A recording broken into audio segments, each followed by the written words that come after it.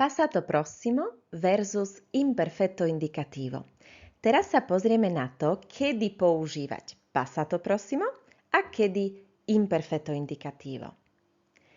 Uveďme si príklady. Ako chlapec som hrával tenis. Preložíme: da ragazzo giocavo a tennis. Použili sme tam imperfetto. Prečo? Pretože tam nie je určená žiadna doba trvania. Ako chlapec, da ragazzo. Hej? Nevieme začiatok, nevieme koniec, nevieme dĺžku trvania tohto deja. Hej? Čiže tam použijeme imperfetto. A aj preto, že to prebiehalo, hrával som tenis. Hej? Hrával som ho. Tu som vám to tak pekne napísala. Imperfetto indicativo sa používa vtedy, keď hovoríme o deji, ktorý v minulosti trval, prebiehal alebo sa pravidelne opakoval. Napríklad, keď si v minulosti zvykol niečo robievať pravidelne. Ale tento dej nie je časovo ohraničený. Čo to znamená?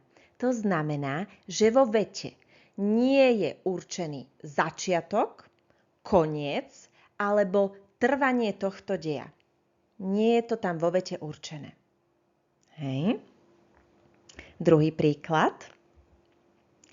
Hral som tenis 7 rokov. Preložíme, pozor, použijeme passato prossimo.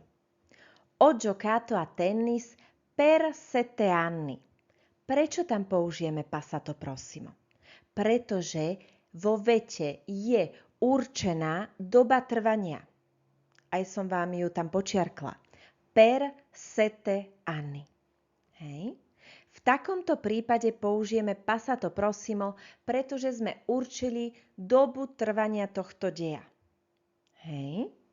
Ako náhle to tam bude určené, automaticky dávame passato prossimo. Hej. Vety podobné, hej, obidve vety evokujú, že niečo prebiehalo pravidelne, ale je tam jeden významný rozdiel. Doba trvania je určená. Hej, čiže tam použijeme passato prossimo.